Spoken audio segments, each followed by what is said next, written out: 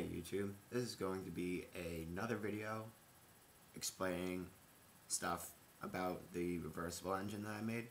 This is a stripped down version. There's no sides, so you can see inside. And this is going to be a response to a comment from Mechanics Nut. He wanted to know the size of the valve and how the eccentric is driven. And by the way, this is called a Stephenson's linkage. These were used by trains and stationary steam engines alike. So I'm going to tear this thing down, and hopefully this will answer any questions. So we'll start with the flywheel.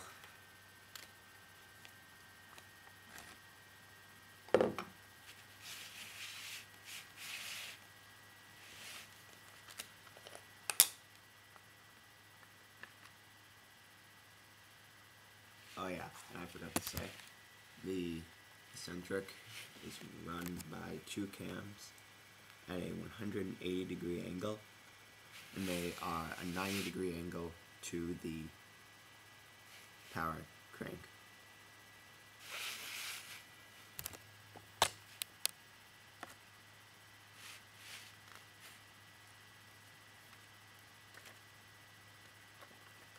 Here we got the piston. Just broke the valve.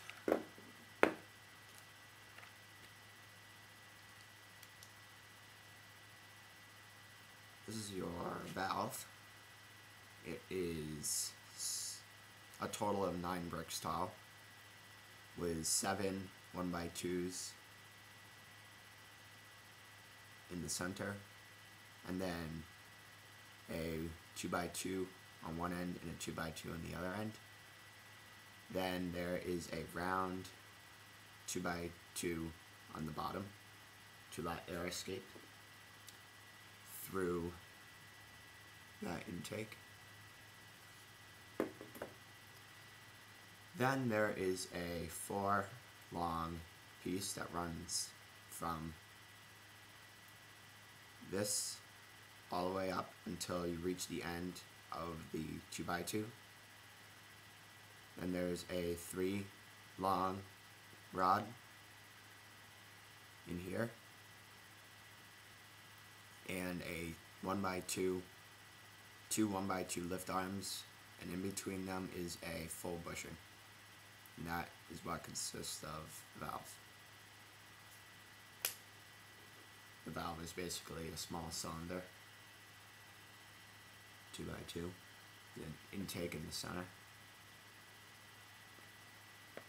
And you have the piston. Use a 14 long rod.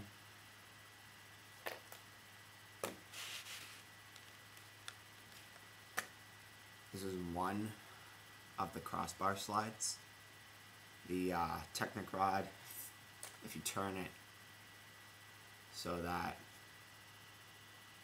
the 4 prongs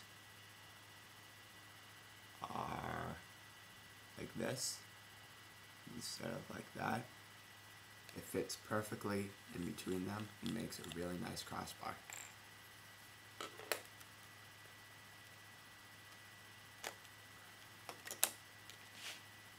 This is the worm gear that allows you to change the direction.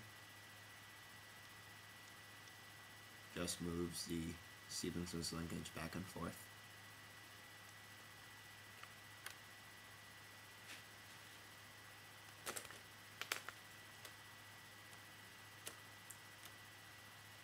It's a little bit floppy now that I take the valve off.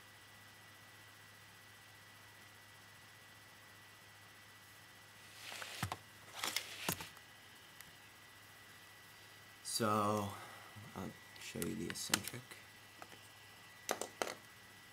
This is the eccentric. It is a total of 7 bricks long, and this is a pretty much generic piece. You can use it on almost any size engine. And it basically consists of 3 1x2 bricks with the holes in them. I prefer to have third pieces separating them from the 1x4s, just because it allows more movement, more swaying movement, which allows for bigger valve openings. But anyways, there are 6 of those, and there are 2 1x4s on either end. That's what makes up the eccentric. Then they are connected to crankshaft, or eccentrics down here.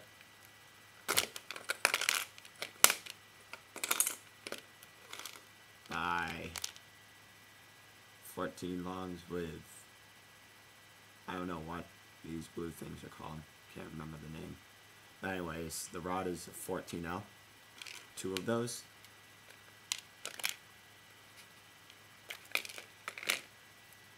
Then is the eccentric. It's 1x2 lift arms with a 1x3 lift arms in the center. And this is the main crank. It is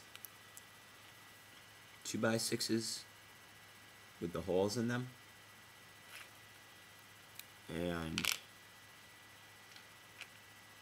small round 2x2s in the center with a 2x2 in the center.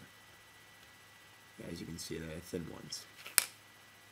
You sandwich those in between 2 2x6s with the holes in them. This is the piece that connects the two. And that's pretty much a teardown of that engine. The rest is just bearing journals.